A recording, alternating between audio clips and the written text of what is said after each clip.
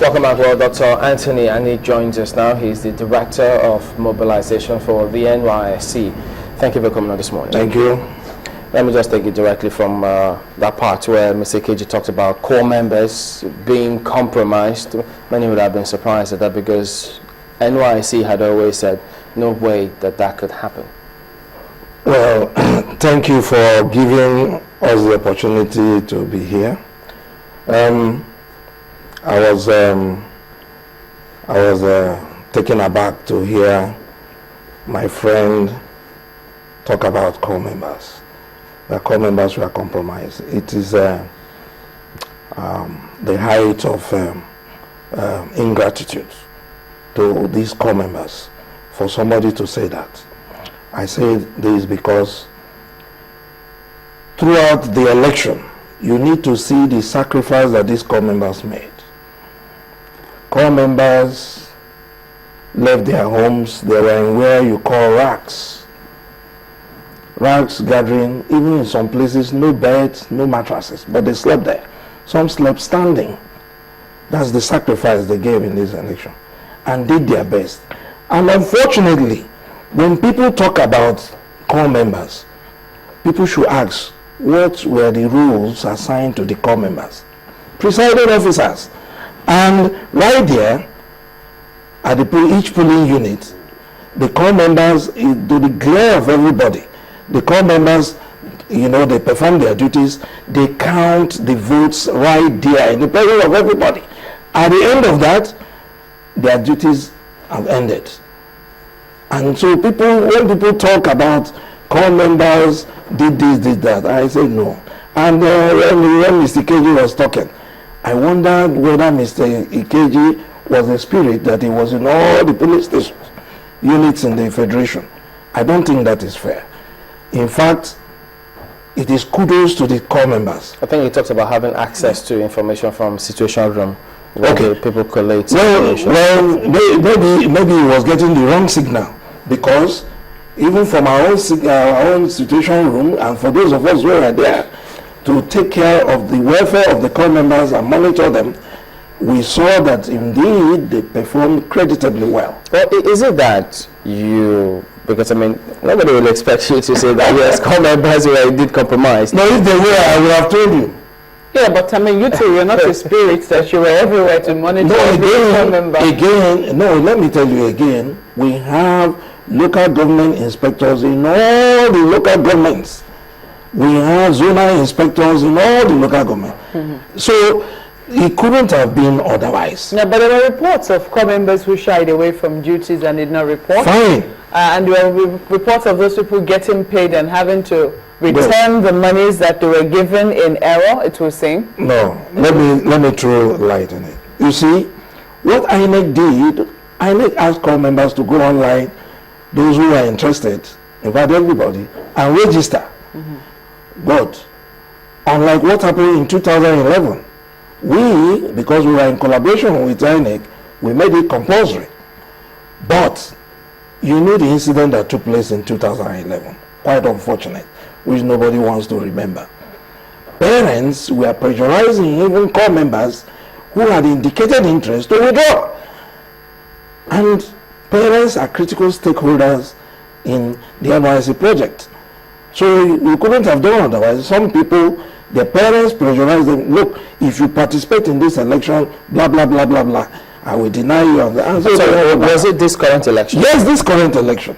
So you had a situation where, Sulaiman, when people started the process, it was seen that one or two of them had attended. Not even started the process. Not even starting the process. Core members had indicated interest to go and participate, go online and everything. Midway, they asked them not to go. Their parents pressurized them not to go. And so on that day of the election, they went there. So what was the percentage of those who backed down? Well, we've not gotten the statistics, but altogether, about 120,000 core members in went online, indicated interest at the initial stage.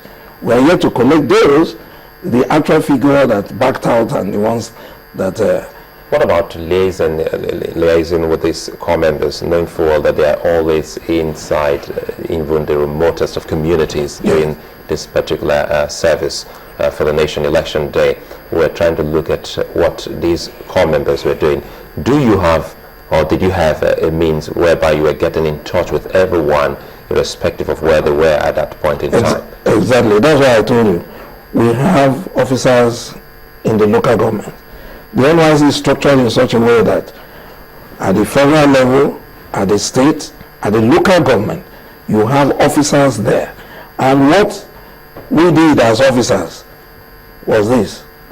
No NYSC officer should do any other thing in this election except the welfare of the core members, taking care of them, making sure that on no account should they go through any stress or any attack or whatever. How successful were you in that? Tremendous. Quite unlike what happened in 2011. We had to meet all the security agencies at the local government, at the state government level, federal level. My DG was all over the place, visiting both the monarchs, the OBs and what have you, and then the security agents. We were all out visiting the states also, making sure that our own officers at the lower level, they have direct contact with the core members and then the security agencies there. So it was very successful. You speak well of the NYSC and the members, the core members, but could it be, or did you get any reports whatsoever that some persons might have been maybe impersonating some core members, get uniforms, masquerade, or portray themselves as core members, and then carry out some unwholesome activity? Because there's a tweet here from Sam Ida who says, please let me take Femi Bello. Femi Bello says the allegation against the core members is true. He served as an agent during the last elections. They were asking for money. No, well, we've not gotten the report from where they were asking for money. I wonder where core members will be asking for money. But if they were asking for their electoral duties money, they are right. But what we did was, we made sure the DG gave a directive that, look, pay them half of the money. And that's why the question of those who didn't participate, every core member pay half of the money, the electoral money. At the end of it, pay everybody the remaining balance. Then if you didn't participate, if you didn't participate, well, you have to return the money. Exactly. Okay. So there have been reports, situations where core members were erroneously paid because they did not participate, and they were asked to return the money. How compliant have core members been with this directive? No, you see, I wouldn't talk about erroneously being paid. No. Please, it was a deliberate act by NYSC. We did that so that there is nobody that participated that will now complain that he or she was not paid.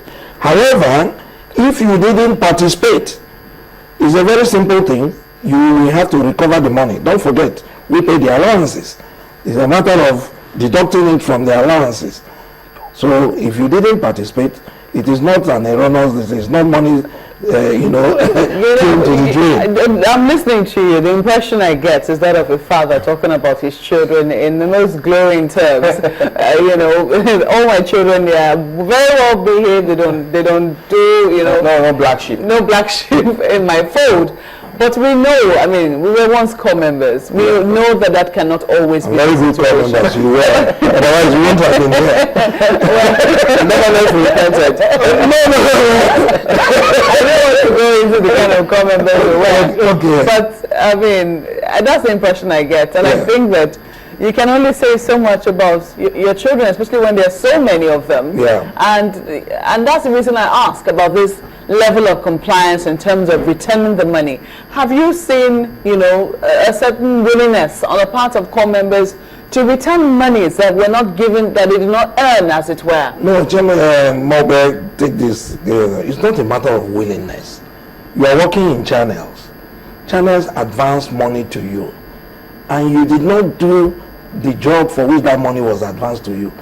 Through the accounts department, they deduct it from your salary. There is no asking this. So, hold on. When we talk about compliance and willingness to comply, No, we are not even asking the core members. It's not a matter of the core members going to pay cash. Get it?